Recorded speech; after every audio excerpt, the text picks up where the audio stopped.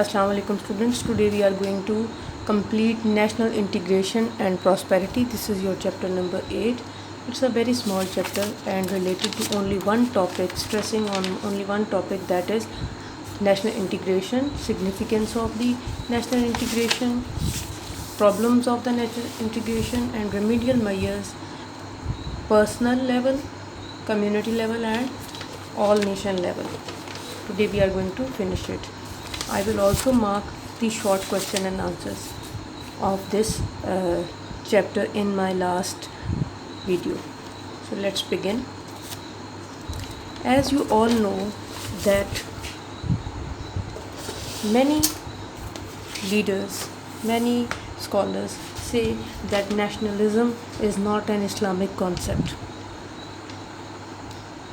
Nationalism, especially related to geographical boundary, is not an Islamic concept. And the nationalism concept of Islam is that all the Muslims are one nation and they are supposed to help each other, they are supposed to have brotherly relations with each other. But if we look on to the Islamic research, we come to know that in order to understand the national integration, we must have a clear comprehension of the terms like nation and nationality. And it was first defined by our Muslim scholar, not a non-Muslim scholar, our Muslim scholar Ibn Khaldun, and he gave this national concept the name Asabiya. He named it Asabiya, or the sentiments of the nationhood. These sentiments of the nationhood form the basis of the civil life. The rise and fall of human groups also depend on this, the sentiment of the nationhood. In the West, the Lasky writer is considered as the modern writer in this aspect, and he says that nationality, according to him, is that the feeling of nationhood marks off those who share in it from the rest of the mankind. اس کا مطلب یہ ہے کہ جی باقی mankind کے سے ہٹ کے جو کچھ لوگوں کا ایک ڈائریکشن، ایک سینٹیمنٹ ہو تو وہ نیشنلٹی ہوگی اور وہ قوم کہلائے گی. اگر آپ اس کو عام ورڈز میں دیکھیں، سمپل ٹرمینالوجی میں دیکھیں، تو وہ لوگ جن کی کوئی ڈائریکشن نہ ہو کامن، تو وہ کراؤڈ ہوتے ہیں. But once they form a direction that is common, they become a nation and they start to work for the goals of that common direction.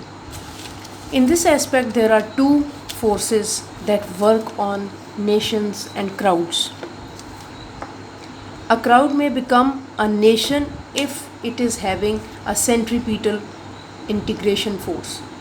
یعنی کہ ایسی باتیں، ایسی چیزیں جو لوگوں کو ایک گول کی طرف، ایک ڈائریکشن کی طرف، ایک ڈیسٹنی کی طرف، ایک راستے کی طرف لے کر آئیں، تو ایسی طاقتیں سینٹریپیٹل فورسز کہلاتی ہیں، انٹیگریٹ کرتی ہیں، ملاتی ہیں. سینٹریفیوگل فورسز کیا ہوتی ہیں؟ جو ڈس انٹیگریٹ کرتی ہیں. بالکل اگر آپ کبھی کسی فوارے کو دیکھیں تو نیچے سے تو پانی ایک ہی جیسی موٹر اس کو چڑھا کر لے کر آ رہی ہے، لیکن جب وہ اوپر آتا ہے تو شاور کی طرح سب ڈائریکشنز میں، ڈفرینٹ ڈائریکشنز میں پانی نکل جاتا ہے، اور پانی کی جو مقدار ہے وہ ہر ایک ڈائریکشن میں بہت کم ہو جاتی ہے، اور وہ منیمائز ہوتے ہوتے ہوتے ہوتے ایک خاص ڈسٹینس پہ جا کے ختم ہو جاتی ہے. So if there is a nation and there are too many centrifugal forces working on that nation and the nation is very weak, so if there are a lot of centrifugal forces working on one nation, a time will come that the nation will become a crowd, or you may say that they will disintegrate. ٹوٹ جائے گا وہ علاقہ، ٹوٹ جائے گی وہ قوم، ختم ہو جائے گی. And if there are too many centripetal forces working on a crowd, then that crowd will definitely in future will integrate and become a nation, یعنی کہ بہت ساری سینٹریپیٹل طاقتیں، انٹیگریٹ کرنے والی طاقتیں اگر کام کر رہی ہیں ایک گروپ کے اوپر تو وہ قوم بن جائیں گے کچھ عرصے میں. لیکن اگر ایک قوم موجود ہے اور اس کے اوپر سینٹریفیوگل طاقتیں یعنی ڈس انٹیگریٹ کرنے والی طاقتیں کام کر رہی ہیں تو کچھ ہی عرصے میں وہ ٹوٹ کے ریزہ ریزہ ہو جائیں گے. اس اسپیکٹ میں آپ دیکھیں کہ بہت سارے ملک جو ہیں وہ سینٹریپیٹل فورسز کے اوپر کام کرتے رہتے ہیں. آج ہم دیکھیں گے کہ وہ کس کس ویک ایشو کو ٹیکل کرتے ہیں، کس کس ویک ایشو کو ٹارگٹ کرتے ہیں، وہ بھی ہم دیکھیں گے. Significance of the national integration in an Islamic democratic state. ٹھیک ہے جی، یہ وہ والا اسپیکٹ آ گیا جو میں نے شروع میں کیا تھا کہ جی مسلمانوں کے کئی طبقات ایسے ہیں جو وہ کہتے ہیں کہ جی ملک کے اندر جو آپ کی آئیڈینٹی اور انٹیگریشن ہے وہ اتنی ضروری نہیں، لیکن مسلمان قوم جو پوری دنیا میں ہے اس کی انٹیگریشن اور آئیڈینٹی زیادہ ضروری ہے. تو یہاں پر اب ہم جسٹیفائی کرتے ہیں کہ نہیں، ایک علاقے کے اندر بھی اس کی انٹیگریشن جو ہے قوم کی وہ بہت ضروری ہے. Islam was the main reason why we made Pakistan. The founder of Pakistan aimed at creating the Islamic democratic state in the South Asia. People became the part of this nation, did not belong to one linguistic group, one region. They were not from one race. Some were Urdu speaking, some were Bengali, some were Sindhi, Balochi, Punjabi, Pashtun, Saraikis, etc. And there races were also different. کوئی گورے تھے، کوئی گندمی تھے، کوئی کالے تھے. دے وور different dresses, they had different traditions, customs and poetic literature, folklore. There was a diversity but coherent force was the religion. Coherent ہوتا ہے دو ملانے والی، ملتی جلتی ایک جیسی. تو کیا چیز تھی ملتی جلتی ایک جیسی؟ It was the religion Islam. The belief in oneness of Allah Almighty had united all these people like one man. Their hearts throbbed together in the love of Hazrat Muhammad sallallahu alaihi wasallam. It ran in their blood. اور یہ چیز تھی کہ جس نے ان کو ایک ہونے پر، ایک ہونے کی جو تھی ان کی خواہش تھی پوری کر دی. تو سینٹریپیٹل فورس پاکستان کے اندر کون سی ہے؟ مین اسلام.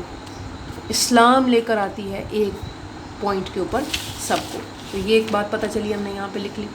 اور یہاں پر ہم لکھتے ہیں سینٹریفیوگل میں آپ کا جو ریجن کی ابھی بات کی میں نے، لینگویجز جو علاقائی بولتے ہیں یہ سینٹریفیوگل طاقتیں ہیں.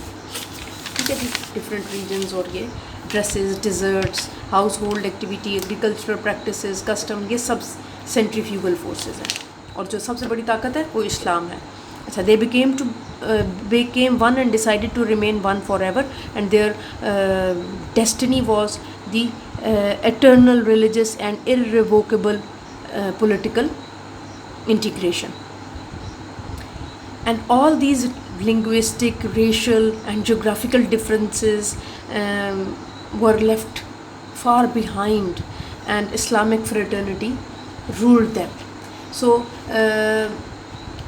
this was the main significance of the national integration in an Islamic democratic state کہ ایک قوم کو بنانے میں سب سے بڑی طاقت کیا کام آئی. اچھا، اب پاکستان بن گیا، اب کیا ہے؟ اب کون سے خرابیاں جو ہیں وہ اب انہوں نے ہمیں پکڑ لیا ہے، جکڑ لیا ہے، ان کو دیکھتے ہیں. پروونشلزم اینڈ پروکیلزم، یعنی کہ ہم جس علاقے کو بلونگ کرتے ہیں ہم اسی کے لحاظ سے سوچتے ہیں. پنجابی ہیں تو میں پنجابی ہوں تو میں پنجابیوں کی طرح ہی سوچوں گی، اور پشتونوں کو برا بھلا کہوں گی، بلوچوں کو برا بھلا کہوں گی، سندھیوں کو برا بھلا کہوں گی. پھر اس کے بعد اگر میں سندھی ہوں تو مجھے باقی سب برے لگیں گے. اور آپ دیکھیں کہ کہیں پہ دو لوگ ایک علاقے سے بلونگ کرنے والے ہوں تو وہ اپنی علاقائی زبان سب سے زیادہ بولتے ہیں. اچھا جی، linguistic differences and laxity in the national language implementation.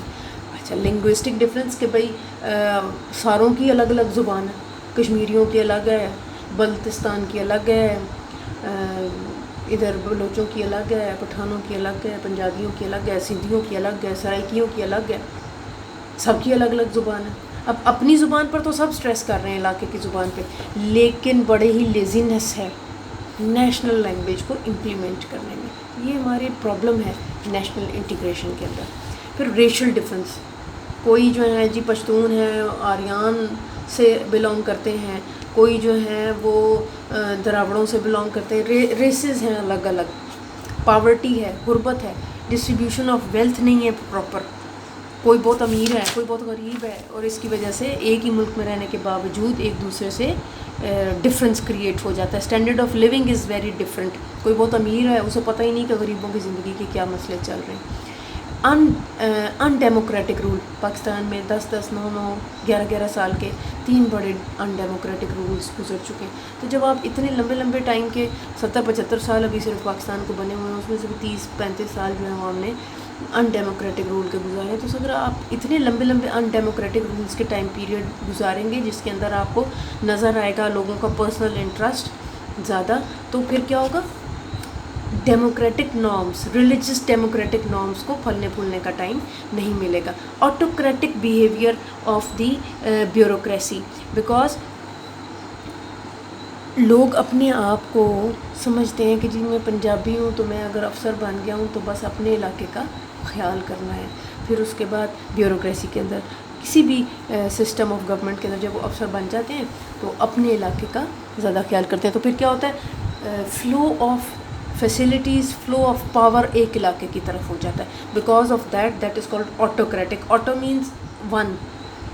Feudal system جو ہے آپ کا جاگیردارانہ نظام ہے، وہ سسٹم کو اپنے ارد گرد گھماتا ہے بجائے اس کے کہ ایک بڑے فیڈرل سسٹم کو فالو کرے. الٹریسی، غربت کے ساتھ ساتھ ان پڑھ جہالت جو ہے وہ بہت زیادہ وجہ بن جاتی ہے ڈس انٹیگریشن کی. Ignorance of the religious values. اچھا جی، ignorance of the religious values کیا کہ جی ہمارا ریلیجن کیا ڈیمانڈ کرتا ہے ہم سے انٹیگریشن سے related. Negative role of the media. Media کا جو دل کر رہا ہے وہ لگائی جا رہا ہے، وہ دکھائی جا رہا ہے. اور یہ جو میڈیا ہے نا، اس نے آٹومن امپائر کو توڑ دیا. میڈیا نے یورپ کے ٹکڑے کیے، میڈیا نے افریقہ کے ٹکڑے کیے، میڈیا نے کئی کنٹریز کو کولونیل آقا بنا دیا اور کئی کنٹریز کو غلام بنا دیا. تو میڈیا جہاں پر اپنا رول پلے کرتا ہے تو میڈیا کو بہت سختی سے کنٹرول کرنے کی ضرورت ہے. اس کی آزادی ہونی چاہیے لیکن سرٹن باؤنڈریز کے اندر. تو اگر نیگیٹو رول کر رہا ہے پلے میڈیا تو یہ سب کچھ جو ہے نا یہ ابھر کے اوپر آ رہا ہے. ٹھیک ہے جی، خرابیوں کو ہائی لائٹ کر کے امپلیمنٹ کر رہا ہے اور اچھائیوں کو ہائی لائٹ نہیں کر رہا اور نہ ہی امپلیمنٹ کر رہا ہے. War culture, always fighting with each other. آپ 2 لوگوں کے لیول پہ دیکھ لیں، 2 ریجنس کے لیول پہ دیکھ لیں، اور یا پھر آپ کے نیبرنگ کنٹریز کے لیول پر دیکھ لیں. At every level we have got a war culture, fight and war culture. تو یہ جو فائٹ اینڈ وار کلچر ہے نا، یہ ہماری ایک قوم ایک ڈیسٹنی کو افیکٹ کر رہا ہے. اور جوں پاکستان کی آزادی سے ہم آگے دور جا رہے ہیں، فیوچر کے اندر جا رہے ہیں، تو یہ جو انٹیگریشن ہے یہ ویک سے ویک تر ہوتی جا رہی ہے. Because everybody has left this understood. بس جی بڑا کام تھا پاکستان کو حاصل کرنا، اب اس کے بعد اور کوئی کام نہیں ہے. مل گیا بس، اب ہم سے کوئی چھین نہیں سکتا. اس کو ہم نے فار گرانٹیڈ لے لیا. So if we have got it for granted, تو یہاں پر اب پرابلم آ گئی ہے کہ یہ فار گرانٹیڈ ہونے کی وجہ سے کہیں ہم سے چھن نہ جائے. دا نیشن میں become a crowd once again. So in order to prevent this nation from becoming a crowd again, we have to be very careful, and the remedial measures or the measures that are going to cure Pakistan, integrate Pakistani culture, integrate Pakistani nation and make it very prosperous are 3: educational measures, administrative measures and political measures. اچھا جی، اس کے اندر مجھے لگتا ہے کہ ایک چیز کی کمی ہے اور وہ یہ ہے کہ فیملی لیول کے اوپر بھی میئرز ہونی چاہیے. اور فیملی لیول پہ میئرز ہیں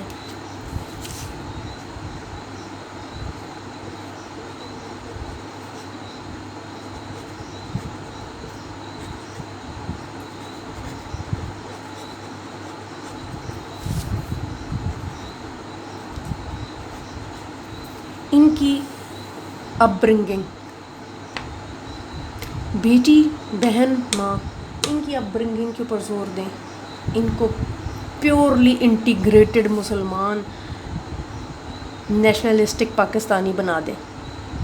You will see that in a time period of 10 to 20 years the whole nation will be integrated and prosperous. اسی لیے اسلام نے فیمیل کی ایجوکیشن اور فیمیل کی اپ برنگنگ اور فیمیل کا کردار اور ماں کا کردار اور عورت کی ذمہ داریاں اور اس کی پاورز کے اوپر بہت دھیان دیا اور بہت کام کیا.